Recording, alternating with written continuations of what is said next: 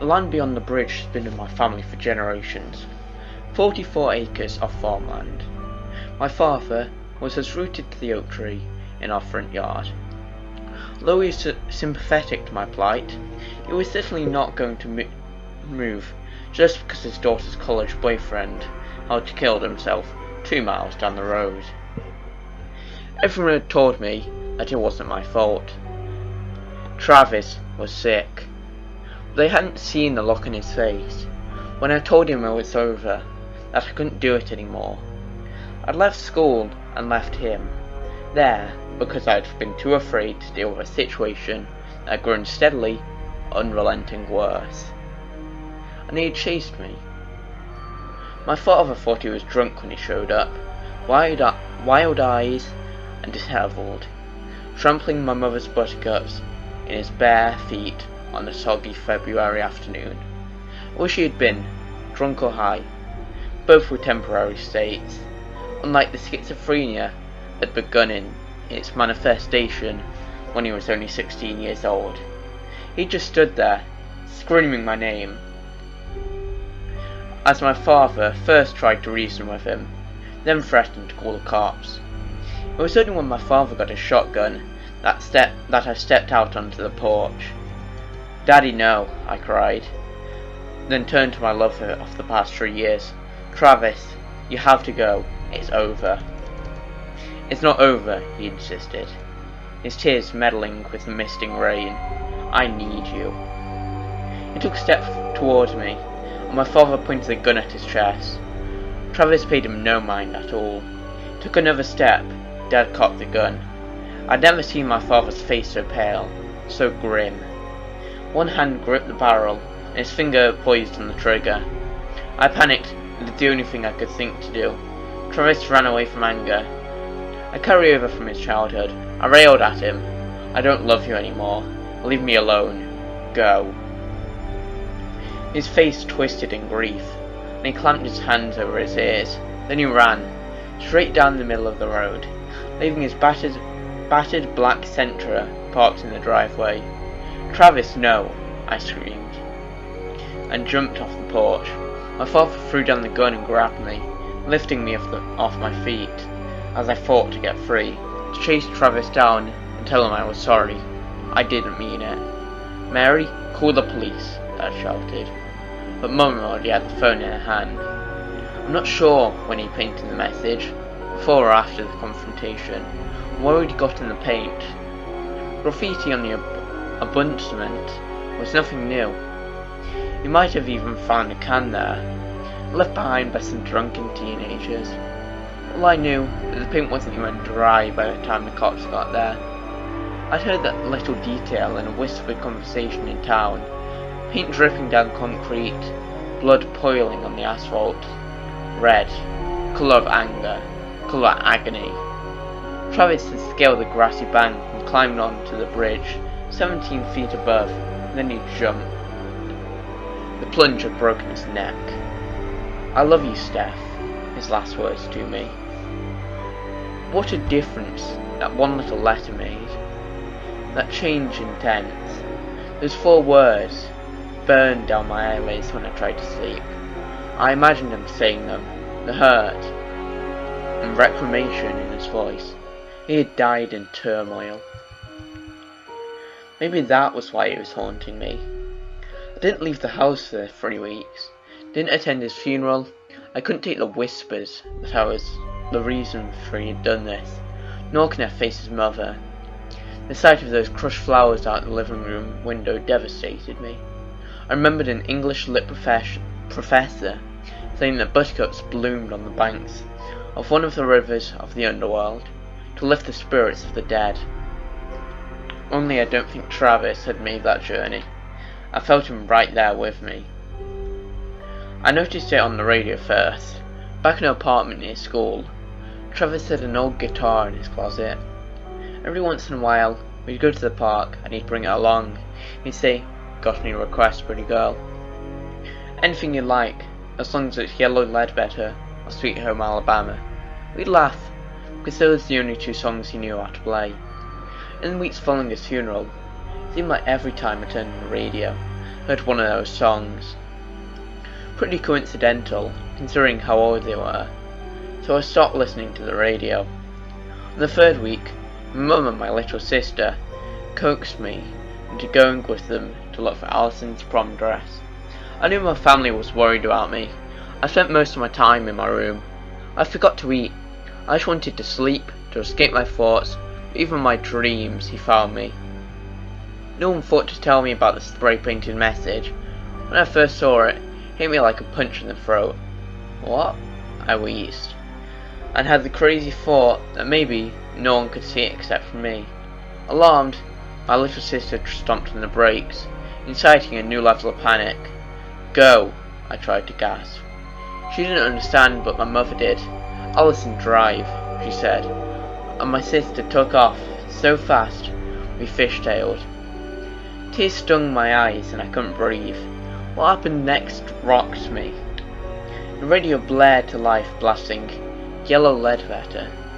My sister said later she must have had the radio turned low and accidentally hit the volume button on her steering wheel. But neither of us believed that. The button was one that you had to push up and hold to increase the volume. I saw her hands. I saw them. They never moved. My heart slammed in my chest and I broke out in a sweat. I started shaking so hard my mum thought I was having a seizure. She was screaming at Ali and crawling over the seat to hold me. Instead of prom shopping, we went to the ER, where they said it was a panic attack. They gave me a prescription for anxiety medicine and sent us on the way for a couple of hours later. The medicine made me sleepy, because I wasn't used to taking anything. But I was still awake when we went under the bridge again. It was dark this time.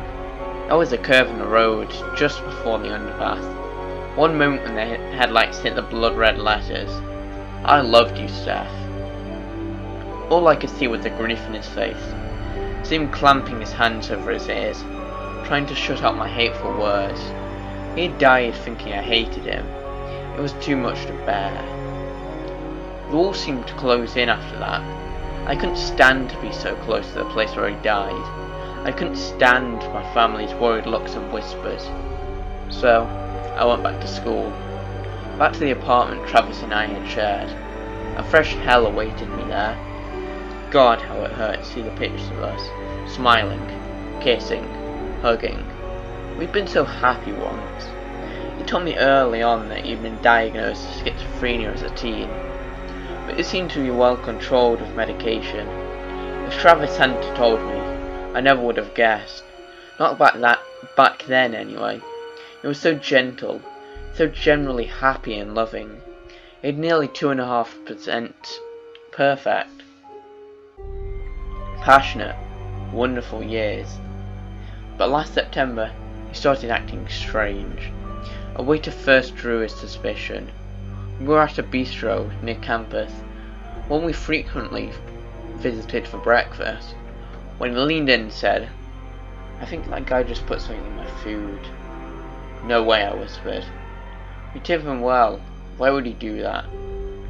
Travis shrugged. Watching him, I think even I saw something different in his blue eyes. A glint, a gleam. I'm not sure how to describe it, except to say that later became mechanical. When the waiter set his plate in front of him, Travis didn't say anything. He just pushed his food around in his plate with his fork staring at it. "Here," I said in an attempt to switch plates. "No," he shouted and knocked from my hand. It clattered to the floor, slapping on both of us with food. "Oh God," he said, grabbing his napkin and trying to get the fluid off his sleeve. I'm sorry. Everyone was watching us. Travis grew more agitated. His scream became more frenzied as he dabbed water on the napkin and scrubbed his paint leg. "Let's go," I said, a little unnerved. I threw some cash on the table and we left. The suspicions grew worse. A stranger passing on the street was spying on us. A professor was letting people read his papers behind his back, scrutinizing his thoughts. He stopped sleeping and would stay up all night cleaning. I didn't know what to make of it. I'd never seen him act this way, I'll admit it. I even searched for signs of drugs. Hesitatingly, I brought up his schizophrenia and asked him when he'd seen his doctor last. Travis avoided my eyes and said, "It's under control. I don't need him." I wanted to call his mother, but I didn't have a number. Travis didn't speak to her often. His childhood had been rough, chaotic. The few times I'd met her led me to believe that his mental illness might have been inherited from her. He was enrolled on scholarship. Travis was brilliant. We started skipping classes and soon wouldn't go at all. I didn't know what to do. One day I came home to find he'd taken all of the mirrors off the walls. Souls could get trapped in them, he said. He'd unplug the TV and put it in the closet. We had a fight that night. Well, I fought because he ignored me. I begged him. Then I threatened to leave him if he didn't go see a doctor. No response.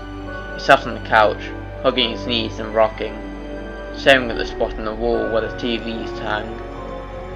In the middle of the night, woke to find his face hovering inches over mine. Startled, I screamed and shoved him. He caught me and pulled me against him, pressing his face against my breast like a child. "Please don't leave me," he sobs. "I'm sorry for how I am, but I did leave. I was scared, and all I could think as I boxed away his things was, look what you've done." In a stack of his mail, I found a letter from his insurance company. His mother had been terminated from her employment, and they'd both dropped their plan. I finally had my answer as to why he'd stopped his meds. I put away his clothes, all of our pictures. I boxed up everything, but I had no one to send it to. So I found myself sitting in an empty living room, with only a couch and cardboard boxes stacked in every corner. I tried to stay gone most of the time, as weird things happened at the apartment. One morning, I woke up and found a framed picture of us sitting in the old dining room. I wasn't so sure what scared me worse. I thought that a ghost had done it, that I had done it and I didn't remember. I spent most of my nights sleeping on a couch at a friend's apartment, and she was sympathetic and worried about me. I appreciated our friendship, but mostly, I just didn't want to be alone. That's how I came to catch a ride with Jack that May, after the semester ended. He was friends with Angie's boyfriend, and lived about 15 minutes from my parents' house. I knew he was attracted to me, though I never encouraged it. He seemed to take his acceptance of a ride as interest, but it wasn't, not at all. I just didn't want to ride under that bridge alone. As we drew closer to the bridge, my anxiety increased. I'd already taken 2 Xanax, and I was superstitiously popped another half an hour ago. They weren't helping at all. My nerves were sinking. I tried to push back another panic attack. He kept scanning the radio on, and I had to grit my teeth. I felt that the songs were speaking to me. Dead and Gone, Who's That Man, Heartache Tonight, country, rock, hip-hop. I felt they were all things Travis trying to communicate with me. "I loved you, Steph," Jack mused, as his headlights lifted the graffiti off the wall. The opening chords of Sweet Home Alabama blared. The inside of the car went dark for an instant as we went under the bridge. Then Travis leaned forward from the back seat and spoke to me. "This is who you replaced me with?" he asked, and I began to scream. "Jesus, what is it?" Jack shouted. I didn't look at him. I clawed at the door handle. "Stop! What are you doing?" "Hey doll," Travis said. "Miss me?" I tumbled out of the car and smacked the asphalt, somehow managing to avoid the tripped tyres. Jack screeched the car to a stop and jumped out. "What's happening?" he demanded, his face dark in the moonlight. "Are you okay?" "She's peachy," Travis growled behind him, advancing towards me. "Never missed a beat, did you, babe?" I screamed and scuttled backwards like a crab. "Don't come near me," I begged. In my peripheral vision, Jack lifted his hands, making a gesture of peace, but it wasn't the one I was focused on. The man moving towards me looked anything but peaceful. He looked enraged. Dimly, I heard Jack say, "I'm gonna go get help." Then he jumped in his car and slammed it in reverse. He nearly hit the ambutant as he whipped it around. He roared off into the night, leaving me alone with my ghost. "He left you," Travis said with a sneer, "just like you left me." His words deflated me. I buried his face in my hands and cried. I didn't know how my palms were bleeding. I felt something wet and sticky on my face, and looked down to see them in the moonlight. "I'm sorry," I gasped. "I'm so sorry." His sneer evaporated, melting into a thin, grim line. "Not good enough." "What do you want?" I asked. I think I already knew. I want you to feel what I felt that night. Alone. Hopeless. That was how I'd felt since the day he died. I looked directly at him for the first time. He was wearing the same thing as he'd worn the day he died, down to his bare feet. I could see his words, "I loved you, Steph," straight through him, like it was the projection of that grimy wall. "Okay," I said, and took off my shoes. Rocks dug into my heel, but I didn't care. The grass was cool and slick between my feet, but it was easier than I thought to climb the embankment. Nothing was coming on the bridge. Nothing ever was these days. I stood in the road for a moment, feeling the wind whip my hair. Then I moved to the edge and stepped over the guardrail. I didn't look at him. I felt Travis beside me. My toe was bleeding. I stared at it for the moment, thinking some crazy thought about how my mother would feel about me dying with dirty feet. The height made me dizzy.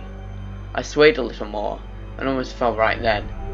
Honeysuckle perfume in the night air. I wondered if you could smell when you died. I steadied myself, and then held my arms open wide. "Is this what you want?" I whispered. I didn't think he answered me, but Travis said, "No, stop, this isn't what I want." A tear slid down my face, then another one. "What do you want, Travis?" I looked at him then. He was close enough to touch, close enough that I should have felt his breath. His face bore the same anguished, pained look as the night he died. "I want you to know I mattered to you. I never mattered to anyone else. I thought I mattered to you." I turned to face him, nearly lost my balance. His eyes glowed an eerie blue in the moonlight. He reached out a hand to steady me, and it passed right through my arms. "I love you," I said.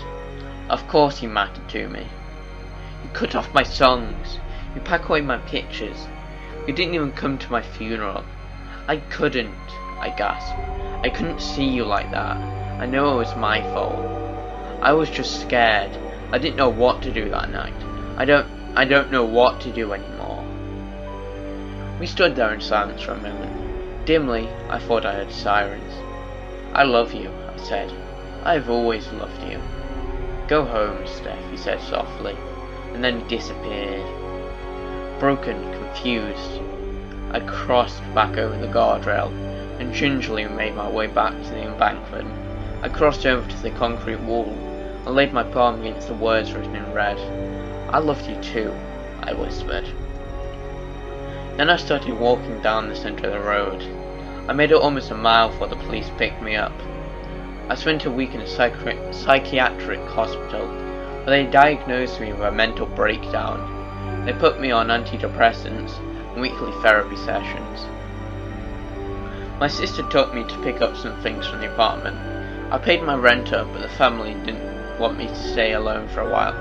I took a box of pictures with me. Sometimes I spread them out on my bed and just relive those days. The days when he was mine and life was good. Sometimes my sister would sit with me and let me tell her stories about him while we looked.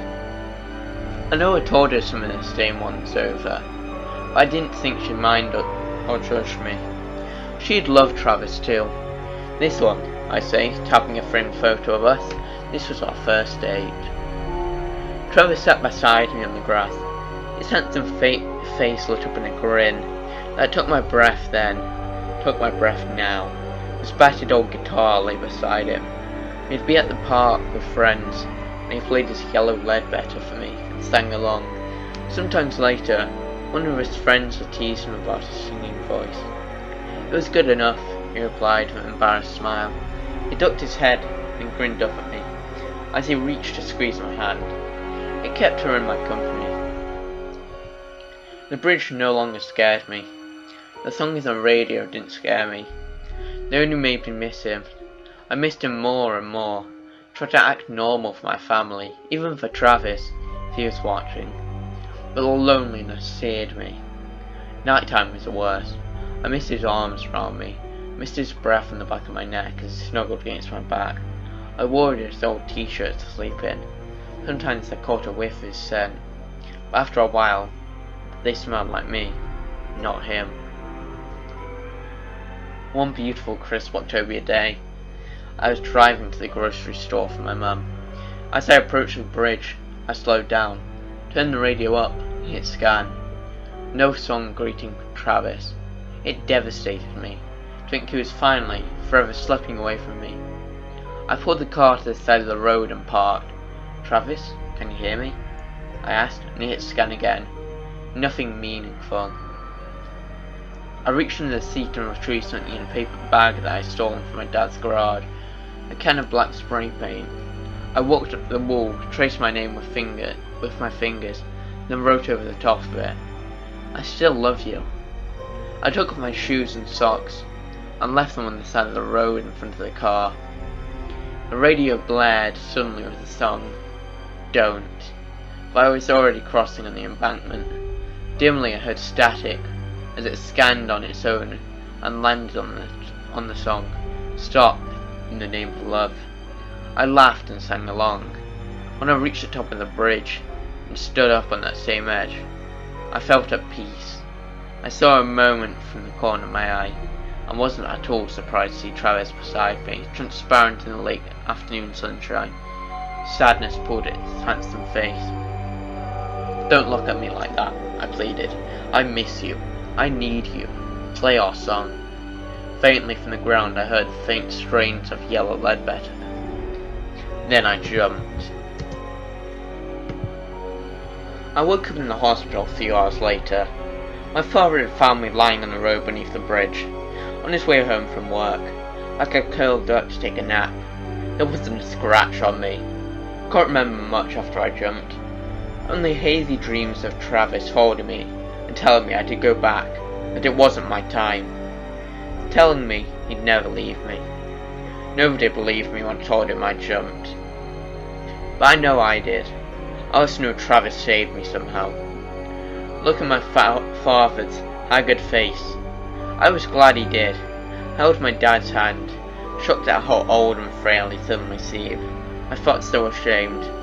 He would have never survived finding my dead body. I thought about a quote I'd seen somewhere, about suicide not ending pain, or merely passing it on to someone else. For my family, I'll try to be strong. One day, I know, I'll see Travis again.